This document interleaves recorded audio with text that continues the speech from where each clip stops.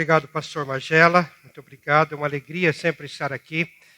Algumas semanas atrás eu estive aqui nesse salão, nesse auditório, nesse ambiente, e nós tínhamos aqui cerca de 50 crianças. Foi uma programação, um projeto especial que foi realizado com a comunidade, liderado pelo pastor Magela, e também a nossa associação, que ele acabou de falar, cujo escritório é nessa rua aqui, no número 636, ao lado do UBS. Ali está o escritório central da Igreja Adventista do Sétimo Dia, que administra toda essa área que ele disse, na verdade, 18 cidades aqui no ABCD, em toda a Baixada Santista.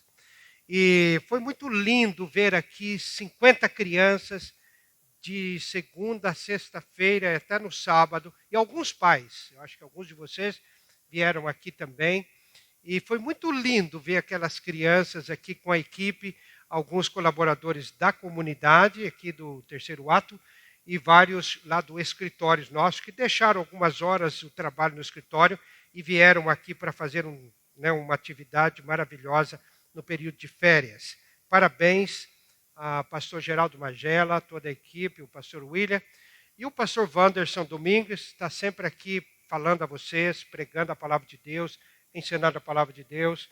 Ele também, que é um pastor, é um evangelista, doutor em teologia, e é um privilégio, portanto, ter esta qualidade de ensino, e traga sempre seus amigos, porque você sai sempre daqui abençoado, abençoada, e terá aprendido cada vez mais daquilo que é a essência da vida, a palavra de Deus. A palavra de Deus.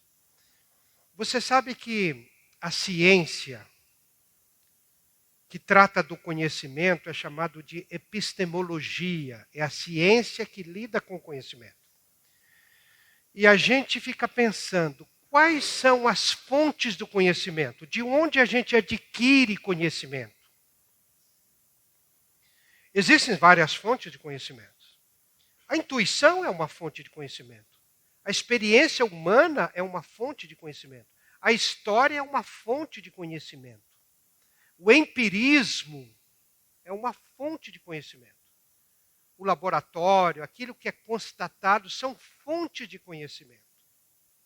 Mas a fonte mais elevada de conhecimento, a fonte onde nós conseguimos adquirir o mais sublime e elevado conhecimento, não pode vir de fontes simplesmente intuição, empirismo, laboratório, história, experiência.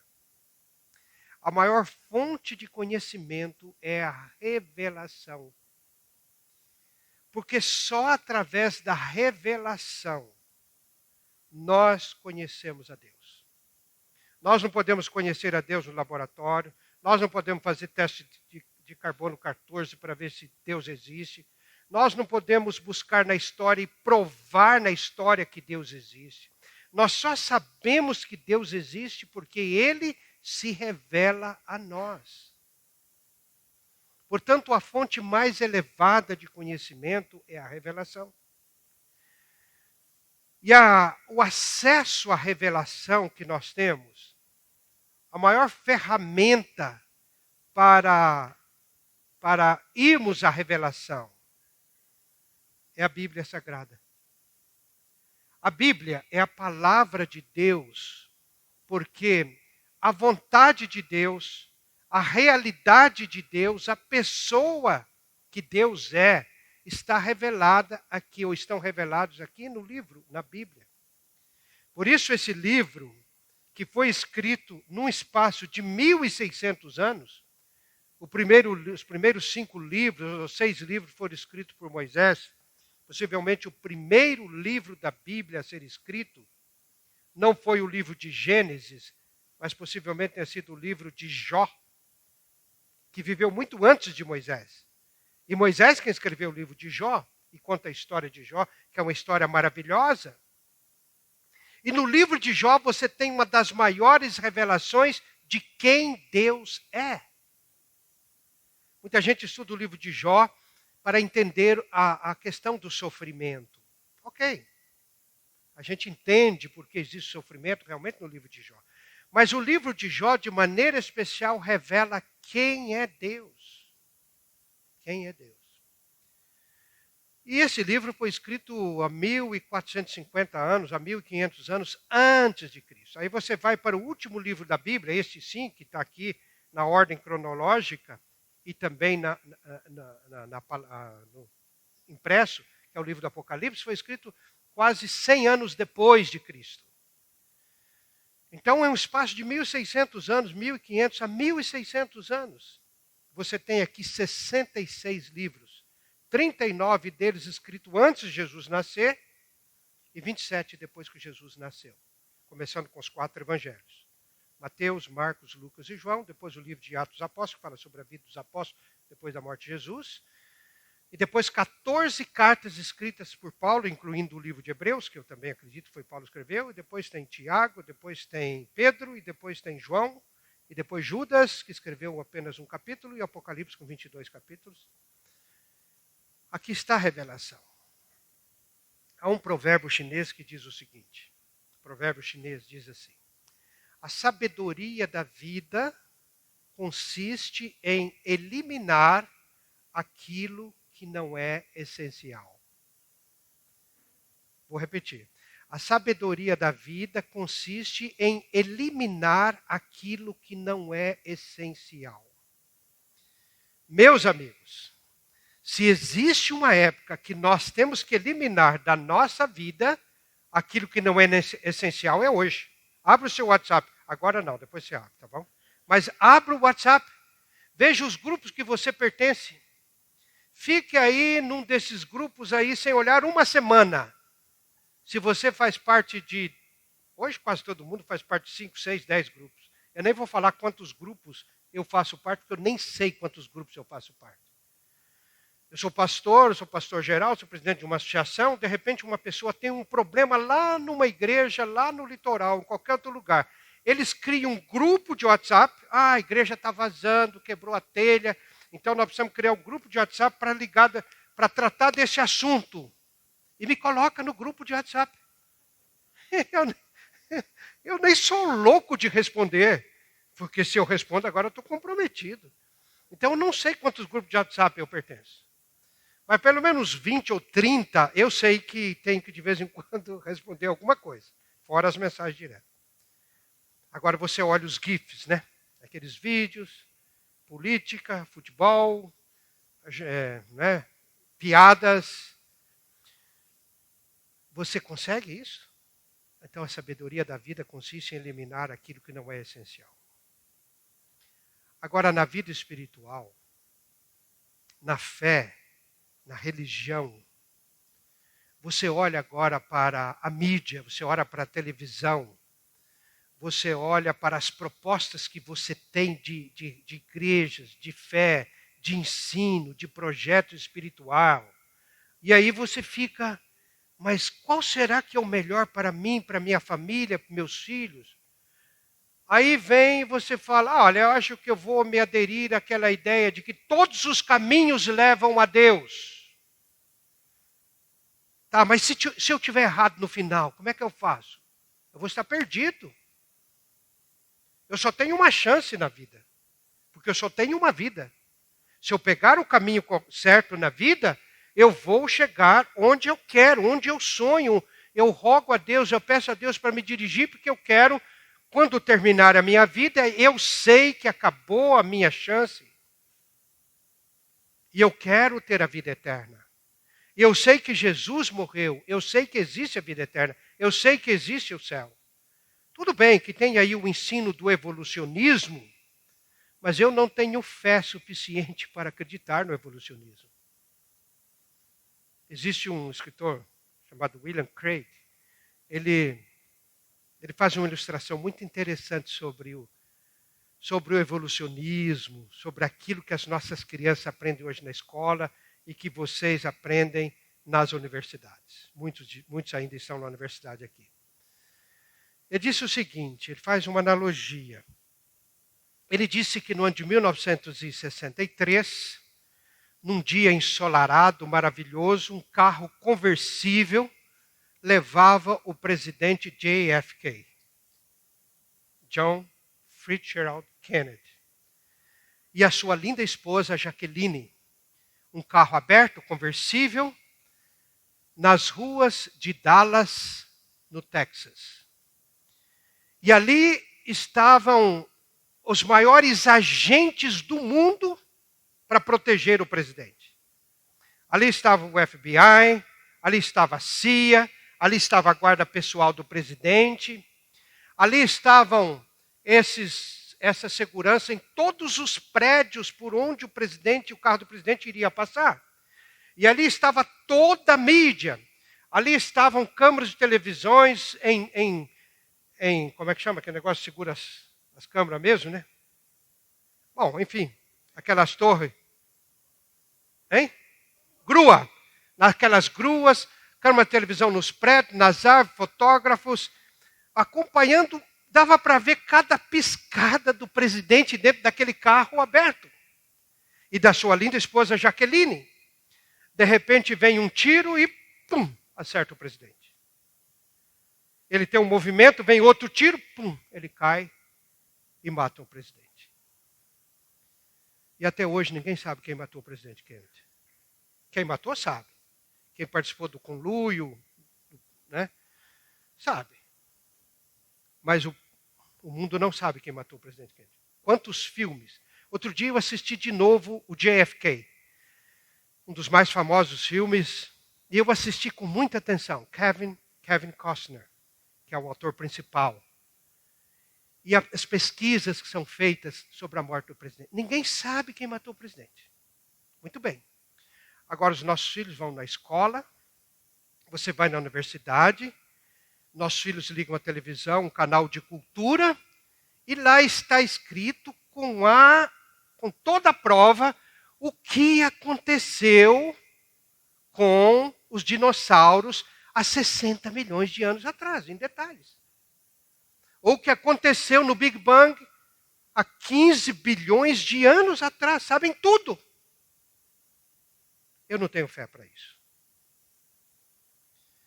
Sabe por que o evolucionismo evolui como teoria?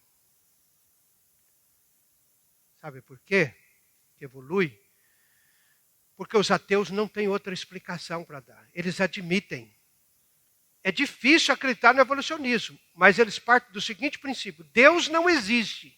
Se Deus não existe, a gente precisa encontrar uma explicação para a existência do mundo. É um absurdo. Pense nisso, é um absurdo. É uma coisa, não entra na minha cabeça. Eu não tenho fé para isso, eu não tenho fé para isso. A minha fé é muito pequena. Então eu aceito a revelação. Agora, não aceito a revelação simplesmente porque eu não tenho fé para não aceitar esses absurdos de conhecer o mundo de 60 milhões ou de 15 bilhões de anos atrás. Acontece que a Bíblia, a palavra de Deus, o que ela revela, o que os profetas escreveram, o que os apóstolos escreveram, o que Jesus ensinou nos evangelhos, eu sinto e experimento na minha vida. E ao longo da história, se você estuda as classes de estudos bíblicos aqui, com o pastor Wanders, com o pastor William, com o pastor Magela, com os outros, com o Benê Muniz, você vai ver que tudo isso se cumpre. Onde está a essência da vida? Se nós temos que eliminar aquilo que não é essencial, então o que é a essência? Onde está a essência? A essência é aquilo que me dá sentido na vida, é aquilo sem o qual eu não posso existir, não consigo existir. Então eu quero que vocês abram a Bíblia, quem tem a Bíblia, no seu smart, alguma coisa, né? No livro de Gálatas, capítulo 6. E vou ler um versículo aqui nessa epístola de Paulo. É Novo Testamento, Gálatas, capítulo 6, versículo 14. Olha o que esse homem de Deus fala. Gálatas 6, 14. Mas longe esteja de mim gloriar-me, senão na cruz de nosso Senhor Jesus Cristo, pela qual o mundo está crucificado para mim e eu para o mundo. Quem disse isso? Eu vou dizer uma coisa para vocês que não é uma novidade para muitos. Paulo é um dos maiores filósofos que já existiram na face da Terra. Dos maiores filósofos. Para mim, maior do que Sócrates, Platão e Aristóteles. Paulo é um dos maiores teólogos que já existiram na história do povo de Deus na Terra. Maior que Lutero, maior do que os PhDs que existem hoje. Paulo é uma das pessoas mais capazes, talvez um dos QIs mais elevados que o ser humano já teve. Paulo era uma pessoa especial. Ele era um judeu, zeloso pela fé e tradição judaica. Ele acreditava na vinda do Messias. E quando ele viu que o cristianismo começou a crescer, ele se organizou. Ele já era uma autoridade, membro do Sinédrio, da Suprema Corte de Israel. E ele assumiu um compromisso com o seu Deus, que ele conhecia pelo Antigo Testamento, o Deus de Israel. Ele assumiu um compromisso com as autoridades de Israel, a quem ele respeitava e venerava. E ele assumiu um compromisso consigo mesmo. Eu vou erradicar essa peste da face da terra, chamada cristianismo. Eu vou apagar o nome desse falso Messias, desse falso Cristo. Ninguém mais depois de mim vai ouvir falar de Jesus de Nazaré, que tenha feito milagres, ajustado pessoas, essas bobagens que falam por aí, depois de mim, ninguém mais vai escutar sobre isso. A história dele é uma história maravilhosa e tocante. Na viagem que ele estava para ir para Damasco, uma das principais cidades depois de Jerusalém, para erradicar essa peste lá de Jerusalém, ele teve uma visão de Jesus. Revelação. Conhecimento sublime vem através da revelação. O Jesus ressuscitado apareceu a ele. Ele que estava montado no cavalo caiu literalmente. Ficou cego como consequência daquela visão que ele viu.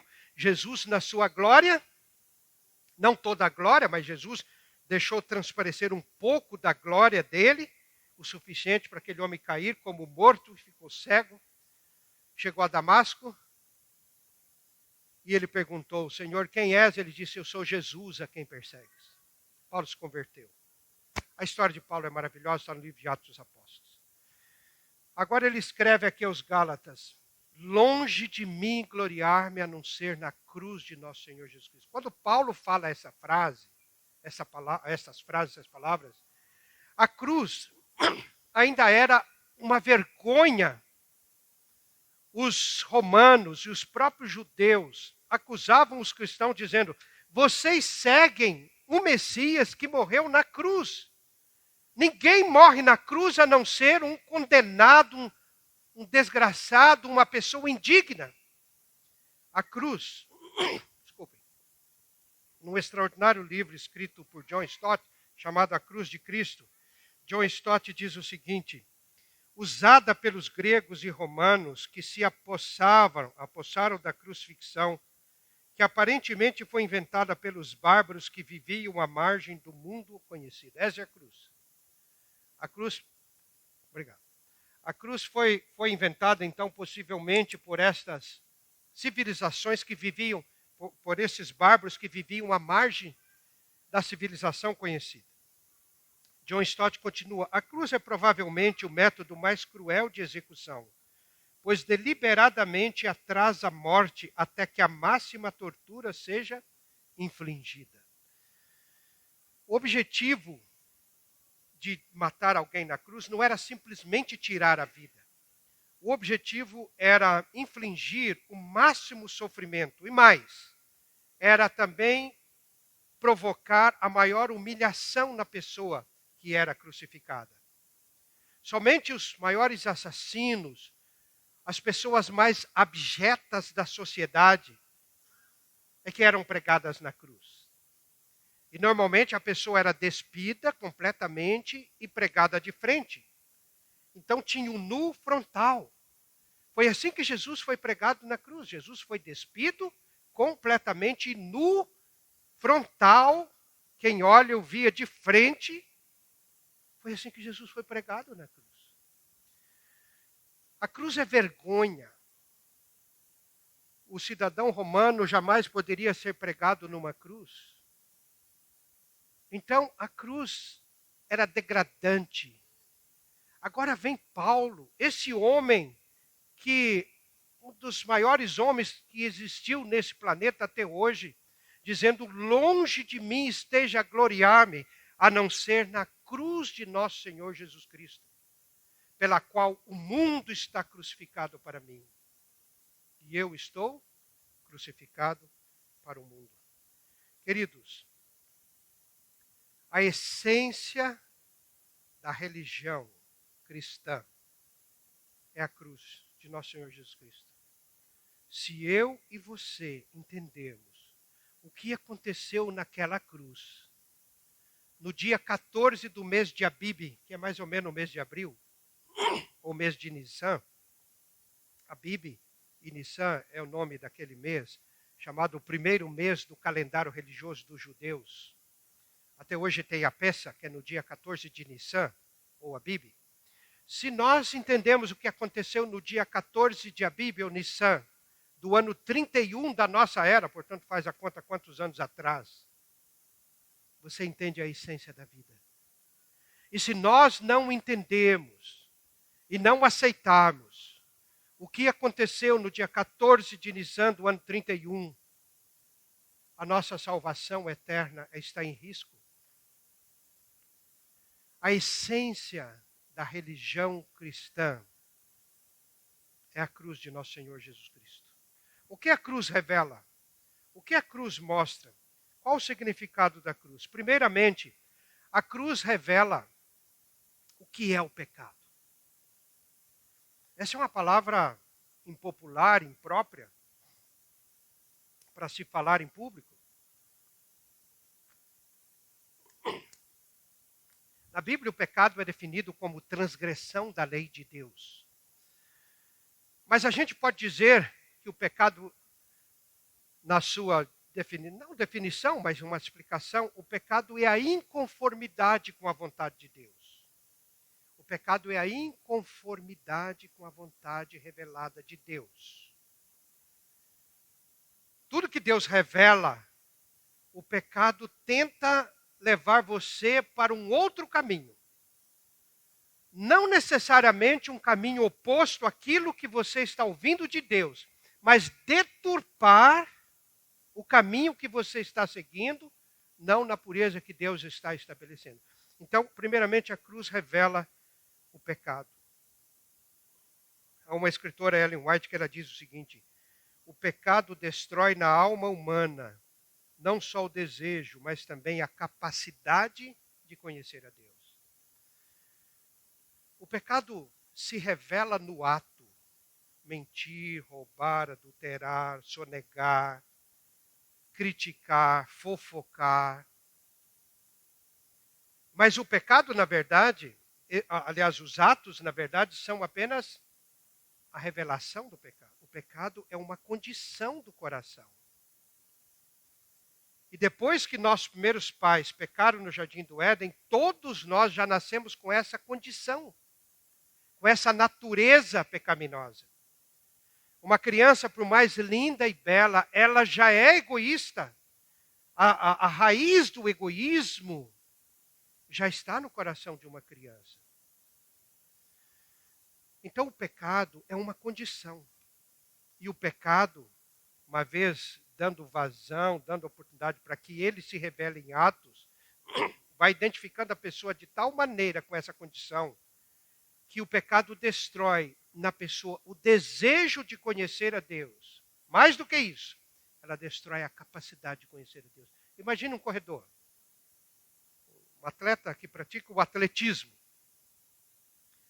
o Bolt, por exemplo, ou um outro corredor, um atleta de atletismo, campeão da São Silvestre. esses africanos, né, que vêm aqui no Brasil e ganham todos os anos. Imagina uma pessoa dessa, ele vem para ganhar o prêmio, daqui ele vai correr outra maratona em Nova York, já tem todo o seu calendário dos próximos anos, de repente ele sofre um acidente e as suas 2 pernas são amputadas.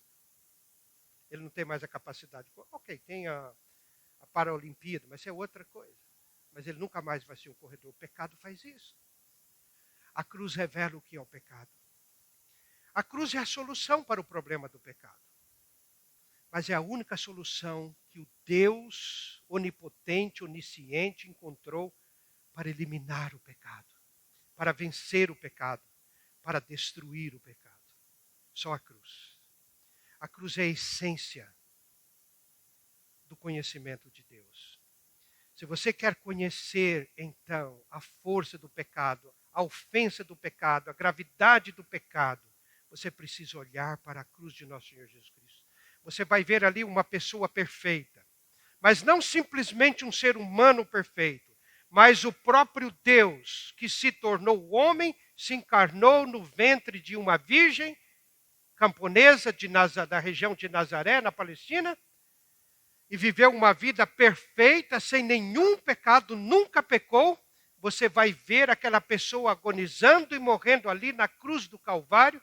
Se você assiste o filme de Paixão, os filmes da Paixão de Cristo, especialmente um dos mais impressionantes, né, que é o do Mel Gibson, você vai ver aquele sofrimento, aquela dor ali. Então você vai saber o que é o pecado. O pecado de matar, roubar, os pecados socialmente condenados, a gente sabe definir e a gente se afasta do pecado. Mas e o pecado da cobiça? O pecado do mentir? O pecado da ganância? E o pecado do ressentimento? E esta condição que leva a pessoa a sofrer, inclusive depressão, e tantas pessoas chegam ao ponto de pôr fim à sua própria vida. A cruz revela o que é o pecado. O pecado destrói na alma humana tanto o desejo quanto a capacidade de conhecer a Deus. Mas a cruz revela outra coisa. A cruz revela o tamanho do amor de Deus. Qual a sua altura, o seu comprimento, a largura e a profundidade do amor de Deus. É na cruz que você vê o amor de Deus. Um amor incompreensível. Um amor incomparável. Amor é um princípio, envolve sentimento, mas é mais. É um princípio que nós não entendemos muito bem, porque nós, depois do pecado, não somos capazes de amar completamente, profundamente, infinitamente, como Deus os ama. Então olhe para a cruz. Ali você vê o amor de Deus. Quando Jesus, na noite mesmo que ele foi traído, um dos seus discípulos, Filipe, lhe pediu: Senhor, mostra-nos o Pai. E isso nos basta, disse Filipe. Jesus disse: há tanto tempo estou convosco, Filipe, e vós não me conheceis. Quem vê a mim, vê o Pai. Eu estou aqui para revelar o Pai.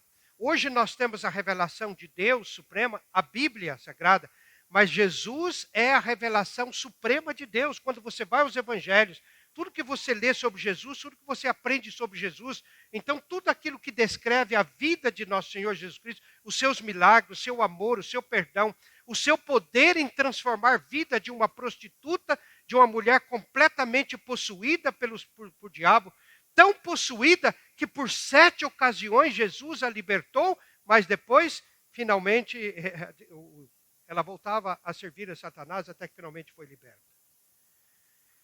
E foi a primeira pessoa que viu Jesus ressuscitado, Maria Madalena. Você vê então o tamanho do amor de Deus. A cruz revela o amor de Deus. A cruz mostra mais. A cruz mostra também a justiça de Deus. A cruz mostra que quando Deus lá no Jardim do Éden disse a Adão e Eva: se um dia vocês comerem da árvore do conhecimento do bem e do mal, vocês vão morrer. Parece uma coisa inocente, parece uma coisa trivial.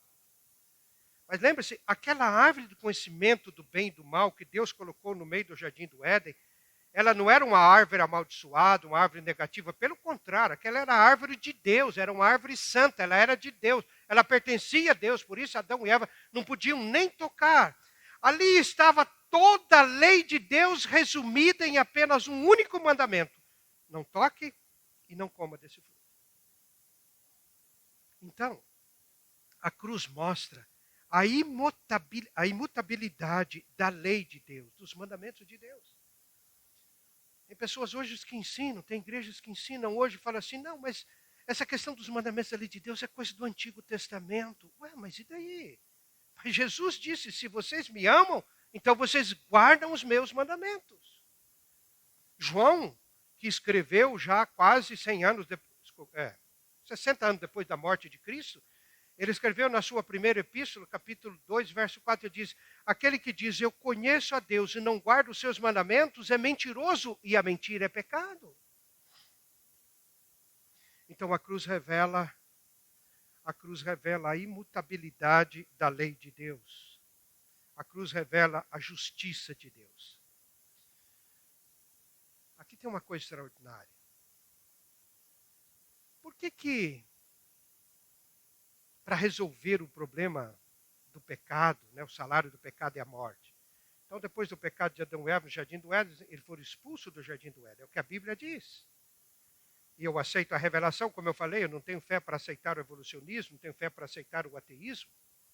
A minha fé é para aceitar a revelação de Deus, a maior fonte de conhecimento, epistemologia. Então, o nível mais elevado, a fonte mais elevada para adquirir conhecimento é a revelação. Então, Deus revelou isso para nós. Adão e Eva foram expulsos do jardim do Éden quando pecaram. Aí veio a morte, a perseguição, a dor, o sofrimento, a violência, síndrome do pânico, as doenças que nós temos hoje. A cruz revela que, para resolver esse problema, o ser humano não tinha mais o direito de viver eternamente. Adão e Eva deviam ter morrido no mesmo dia que pecaram. Mas no dia que eles pecaram, exatamente naquele dia, a Bíblia diz que na viração do dia, Deus apareceu e conversou com Adão e Eva e disse: Adão, por que você se escondeu? Ele disse: eu estava nu. Quem falou que você estava nu? Você comeu do fruto? A mulher que o Senhor me deu, ela me deu e eu comi. Outros falam: não tive culpa, foi ela que me deu. Então Deus vai com a mulher. Bom, e você? Por que você fez isso? Eu não tive culpa. A serpente que o Senhor deixou no jardim do Éden me enganou e eu comi. Aí Deus vai resolver o problema com a serpente. Adão joga na mulher a culpa, a mulher joga na serpente, então Deus vai à serpente. E Deus fala para a serpente: não pergunta por que você fez isso. Porque a serpente ali era a personificação de Satanás, que já havia sido expulso do céu. E Adão e Eva sabiam que eles poderiam cair no pecado tentado por Satanás. Deus não perguntou nada para a serpente. Deus disse: porque isto fizeste, maldita és tu. Maldita és tu. Você vai rastejar. Isso subentende que a serpente antes não rastejava.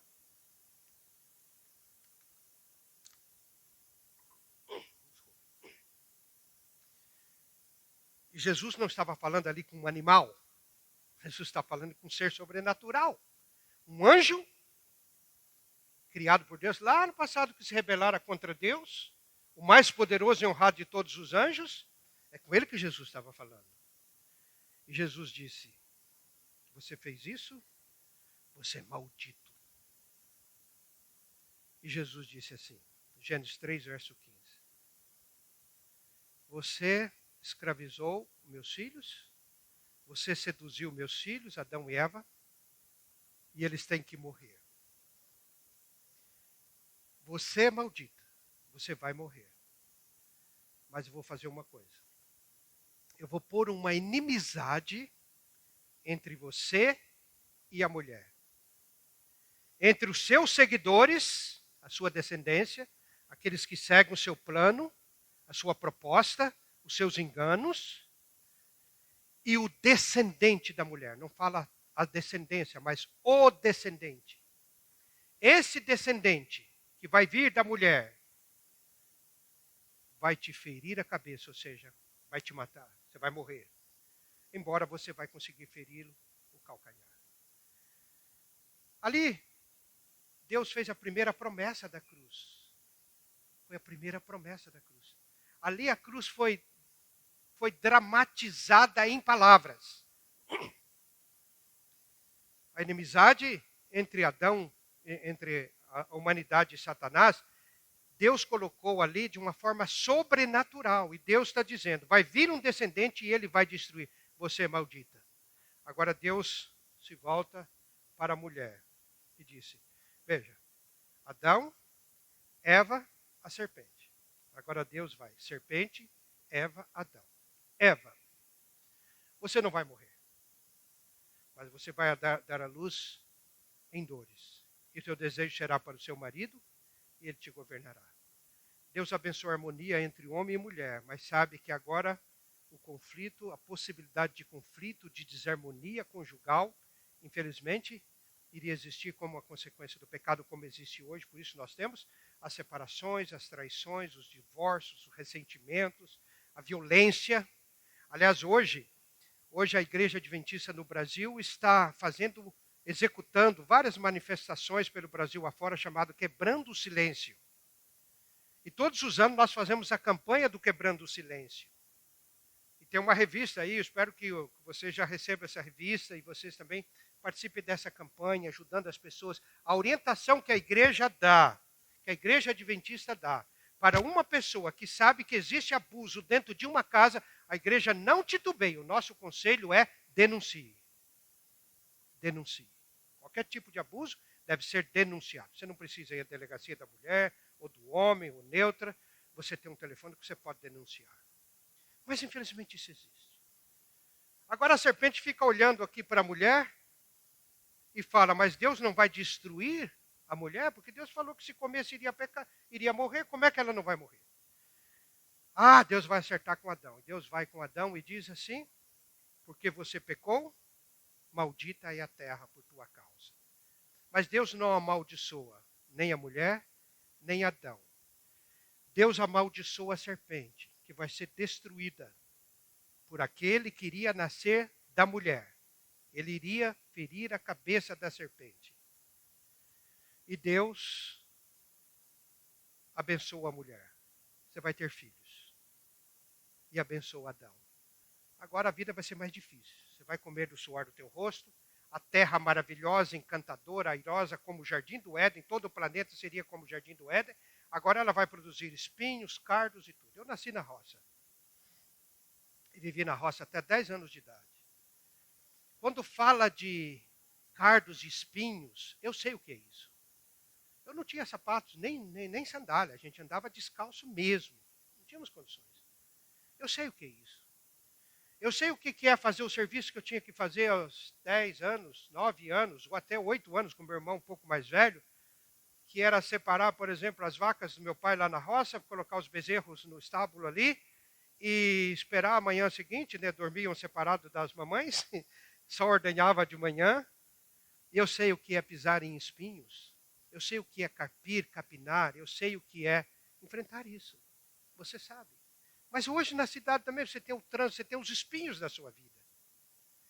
Mas Deus não amaldiçoou Adão, Deus não amaldiçoou Eva, Deus amaldiçoou a serpente. Por que Deus não amaldiçoou Adão e Eva? Porque a maldição de Adão e de Eva, que é a morte, caiu sobre o filho da mulher que iria vir, Jesus. E a cruz é o cumprimento dessa profecia.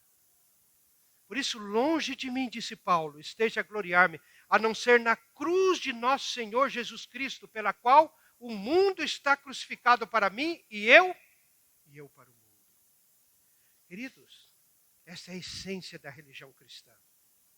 Essa é a essência da revelação de Deus. Todos os 31 mil versículos da Bíblia, mais de 31 mil versículos que tem na Bíblia Sagrada, convergem para este ponto. Esse é o ponto central de toda a revelação de Deus, a cruz de nosso Senhor e Salvador Jesus Cristo. Antes de chegar na cruz, Jesus já havia vencido o pecado. De todas as formas, Jesus foi tentado, mas a Bíblia fala que sem pecado. Então, Jesus é o único ser humano, Mas pastor, Jesus é humano? Sim, Jesus era humano. Jesus é humano. Ele nasceu do ventre da Virgem Maria, ele desenvolveu 9 meses como um bebê desenvolve no útero de uma mãe. Ele nasceu de um parto, ele foi envolto ali, não tinha fraldas nos recursos da época. Ele cresceu como uma criança, ele teve infância, ele teve juvenil, ele teve adolescência, ele foi jovem e adulto. 100% homem, 100% humano. E o único ser humano perfeito. Por isso a Bíblia chama Jesus de o segundo Adão. Jesus dá origem a uma nova humanidade. Jesus dá origem a uma nova família. Por isso, em Jesus Cristo, você e eu somos irmãos e irmãs. Amém? É isso. É na cruz. A cruz é a glória do cristão. E é na cruz que nós devemos ser crucificados para o mundo. Não só para os prazeres do mundo. Não só para os valores do mundo. Mas para as propostas de sonho que o mundo oferece. O que o mundo oferece para você é uma vida que quando termina, acabou. Uma vez eu li um livro sobre evolucionismo. Aliás, um livro famoso aí de Richard Dawkins. Deus, um delírio. Eu li esse livro e eu fiquei assim abismado com a estupidez desse camarada, que é um cientista. E eu falei, mas é muito estúpido para escrever o que ele escreveu. Ele disse o seguinte, é uma realização do ser humano contribuir com a evolução. Quando eu chego no final da vida, eu sei que eu contribuí com a evolução. Falei, really? É muito pouco para mim, eu sou mais ambicioso. Eu não quero simplesmente viver essa vida aqui como um animal, contribuir com a evolução. Por isso que ele está na 3ª, 4ª mulher e assim por diante. Não. Eu quero mais. E eu tenho direito a mais. Porque Jesus, na cruz, ele mostrou. A justiça de Deus foi satisfeita. Então Jesus, quando ofereceu o seu sacrifício, ele nunca tinha pecado. E por último, a cruz mostra o valor do ser humano diante de Deus. Quanto você vale? Olhe para a cruz. Ali está o seu valor. Seu valor não está na sua declaração de imposto de renda. Seu valor não está no seu contra-cheque. O seu valor está na cruz do Calvário. O seu valor está naquilo que Deus pagou por você. E o que Deus pagou por você? Como o pastor Margela falou, pegou Emanuela, Deus conosco. Deus que havia criado todas as coisas. Você vai no Evangelho de João, João disse sobre Jesus que no princípio ele era o verbo estava com Deus e o verbo era Deus. E tudo foi criado por ele, por Jesus. E ele diz, e o verbo se fez carne e habitou entre nós. Aí está o seu valor. Aí está quanto você vale. Você não pode olhar para o espelho e se sentir indigna. Você não pode olhar para as derrotas da sua vida, para os fracassos da sua vida, olhar para aquilo que trouxe traumas na sua vida, olhar para aquilo que te machuca, que produz ressentimento, mágoa, dor. Você não pode fazer isso. Olhe para a cruz, aí está o seu valor, aí está o quanto você vale. Deus deu o seu Filho unigênito, para que todo aquele que nele crê não pereça, mas tenha vida eterna. Então Jesus veio, venceu o pecado, venceu a Satanás e morreu na cruz. E depois de morrer, ele ressuscitou e venceu a morte. Jesus não merecia morrer. Se não fosse para nós entendermos a morte de Jesus como meu substituto, como substituto de Adão e Eva, substituto de cada um de nós, a morte de Jesus seria uma terrível, uma monstruosa injustiça, porque ele nunca pecou e o salário do pecado é a morte. Jesus nunca pecou. Mas ele sabia que ia morrer. Primeiro, pela hostilidade dos líderes. Os fariseus saindo dali, diz o texto dos evangelhos, entraram logo em conselho com os herodianos contra ele para o matar. Em segundo lugar, Jesus sabia que ia morrer porque estava escrito nas profecias. Marcos 14 diz assim, o Filho do Homem, disse Jesus, vai conforme está escrito a seu respeito, mas ai daquele por quem o Filho foi traído. Melhor seria que esse homem não houvesse nascido, falando de Judas Iscariotes. E terceiro, Jesus sabia que ia morrer, porque essa era a sua vontade. Ele veio para morrer. Ele disse no Evangelho de João, capítulo 10, por isso, disse Jesus, o Pai me ama, porque eu dou a minha vida para retomar. Ninguém a tira de mim, mas eu de mim mesmo a dou. Eu tenho autoridade para dar a minha vida e tenho autoridade para retomá-la. Esse mandamento recebi de meu Pai. Então Jesus passou por tudo isso. Agora, para terminar, eu quero fazer uma pergunta. Jesus foi traído por Judas Iscariotes, um dos seus apóstolos, discípulos mais íntimos. Jesus foi julgado e condenado pelas autoridades, conforme nós vimos aqui, por inveja. Os sacerdotes condenaram a Jesus porque tinham inveja de Jesus. Os evangelhos deixam isso muito claro. E a sentença de morte finalmente foi pronunciada pelo governador romano Pôncio Pilatos. E 5 vezes, se você ler os evangelhos, Pilatos vai dizer que Jesus era inocente. Se Jesus era inocente, e ele era o juiz, ele tinha que libertar Jesus. Mas ele condenou Jesus à morte. Por quê? Porque ele tinha medo de perder a posição dele. Tinha medo que os líderes judeus fossem a Roma reclamar dele. E por medo ele condenou Jesus. Então Judas traiu Jesus por 30 moedas de prata, por ganância. Os sacerdotes condenaram a Jesus no Sinédrio por inveja. E Pilatos deu a sentença de morte para Jesus por temor. Eu quero fazer então uma pergunta para você, para terminar. Qual desses foi o principal responsável pela morte de Jesus? Quem matou Jesus, afinal? No dia 14 de Abibe, do ano 31 da nossa era. Foi Judas por ganância? Foi Pilatos por os sacerdotes? Quem? Os nossos pecados? Sim ou não? Sim ou não? Quantos acham que sim? Levante a mão. Não me inclua nessa. Os seus, não os meus. Brincadeira, viu? Mas vamos falar meus pecados. É verdade. Mas das pessoas presentes em Jerusalém, aquele dia, há 2000 anos atrás, quem foi o principal responsável pela morte de Jesus? Por que Jesus morreu? Quem foi o causador naquele dia da morte de Jesus? Daqueles que estavam presentes ali, vivos em Jerusalém. Quem foi? Quem? Pedro? Deus? Aos judeus. Mas qual? Eu citei aqui 3 que participaram diretamente. Os judeus que condenaram Jesus. Muitos judeus, milhares aceitaram Jesus. Milhares foram contra. Os apóstolos eram judeus. Só um que traiu Jesus. Os outros 11 não. Eles eram judeus também. Então quando a gente fala judeu, também, em parte é verdade, mas em parte não é. Eu falei das pessoas que estavam ali. Vivas, reais, presentes, que participaram da condenação de Jesus. Que são responsáveis pela morte de Jesus. Quem é o principal? Os sacerdotes, quando você fala sinédrio, são os sacerdotes, né? Liderados por Anás e Caifás. Mas qual deles? Os sacerdotes ou Pilatos ou Judas? Pilatos, por quê? Ele tinha autoridade para dar a sentença de morte, embora 5 vezes nos evangelhos ele disse, eu não vejo nesse homem crime algum. Mas então vou mostrar na Bíblia agora quem é o principal causador pela morte de Jesus.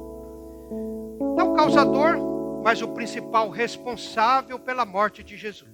Tá, já falamos dos nossos pecados, sabemos que Satanás estava ali, tudo isso é verdade. Mas eu falei de uma pessoa que estava ali presente e que foi o principal responsável pela morte de Jesus. E eu repito a pergunta. Será que foi Judas por ganância? Será que foi Pilatos pelo medo de perder a posição? Será que foram os sacerdotes por inveja? Quem foi?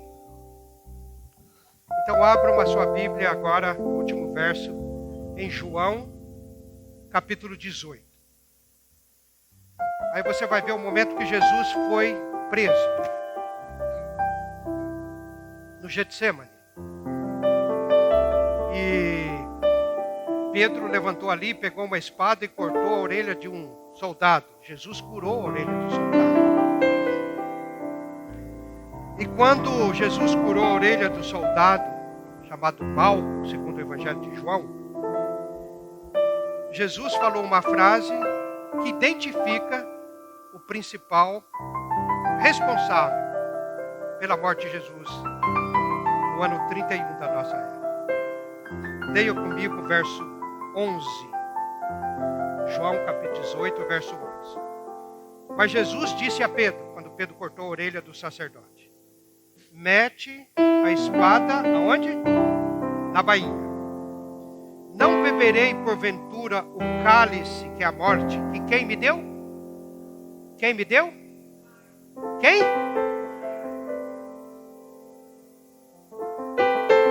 Quem foi o principal responsável pela morte de Jesus? Quem foi? Foi Deus. Porque essa é a única maneira que Deus tinha para levar você de volta para o céu. Não tinha outra. Não tinha outra forma. Quando Adão e Eva pecaram no jardim do Éden, os anjos se ofereceram para vir a este mundo e morrer, para salvar a humanidade, dar a vida deles em favor da humanidade. Mas eles não podiam, porque um anjo é criado por Deus. Um anjo não tem vida em si mesmo. Um anjo jamais poderia falar aquilo que eu li há pouco no Evangelho de João. Eu tenho a minha vida, eu tenho poder para dar e poder para pegá-la de volta. Um anjo não pode fazer isso, porque um anjo é tão criado quanto você e eu somos criados. Só Deus, que tem vida em si mesmo, só Deus, a fonte da vida, poderia se tornar homem, vir a este mundo, vencer o pecado, nunca pecou, vencer Satanás, morrer e sair da sepultura dizendo: eu sou a ressurreição e a vida. Amém? O dia que Jesus saiu da sepultura, claro, ele estava esperando o chamado de Deus. O poderoso anjo de Deus veio à sepultura de Jesus e gritou na manhã da ressurreição: Filho de Deus, o teu Pai te chama. Saiu Jesus dizendo: eu sou a ressurreição e a vida. Por isso, só Jesus,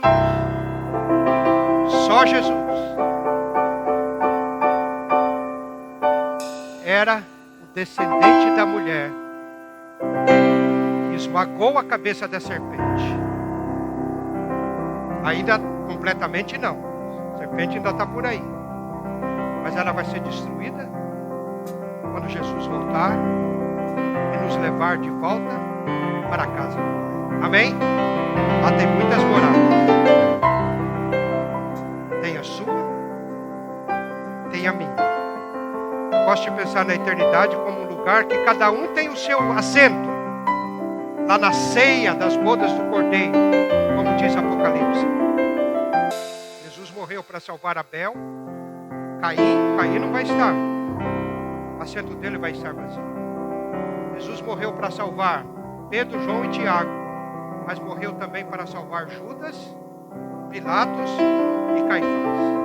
Pedro, João e Tiago vão estar lá. Pilatos, Anás e Caifás vão estar lá, e Judas? O seu assento vai estar ocupado. Você decide o seu destino eterno. A salvação não é uma sorte, não é um acaso. A salvação é uma realidade. Está nas suas mãos. Porque o que Deus podia fazer, Ele fez na cruz do Calvário. Por isso que eu digo como Paulo: longe de mim esteja gloriar-me, a não ser na cruz de nosso Senhor Jesus Cristo, pela qual o mundo está crucificado para mim. Os seus valores, com as suas políticas, com a mídia, com as propagandas, com as promoções que eles fazem aí, de casamento de poliamor, homoafetivo. As leis, os homens estão fazendo o que querem. Mas a minha glória está na cruz e no valor de nosso Senhor Jesus Cristo. E por último, eu quero só citar um verso de John Stott, que escreveu esse livro chamado A Cruz de Cristo. Quando ele pergunta, quem matou Jesus? Ele responde, não foi Judas por ganância, não foi Pilatos por temor, não foram os sacerdotes por inveja, mas foi o Pai por amor. E é verdade. Quantos aqui renovam a sua vida e a sua entrega a esse Deus maravilhoso, que mostra o seu valor na cruz do Calvário, pagou o preço da sua salvação e em breve vai mandar o Filho buscar você para a vida eterna. Quantos renovam essa entrega a esse Deus maravilhoso? Deus abençoe. Vamos orar. Pai, em nome do teu Filho Jesus, te louvamos e te agradecemos por esse dom maravilhoso da vida eterna em Cristo Jesus. Jesus pagou a penalidade dos nossos pecados, venceu o pecado, venceu a Satanás, venceu a morte. E hoje, quando oramos em nome de Jesus, tu nos aceitas no teu altar e nós reafirmamos a nossa entrega. E que no dia que ele voltar, cada um de nós, com aquelas pessoas que amamos, sejamos prontas e sejamos levados para vivermos para sempre contigo. Um novo céu, uma nova terra, um novo Éden, em nome do Senhor Jesus. Amém.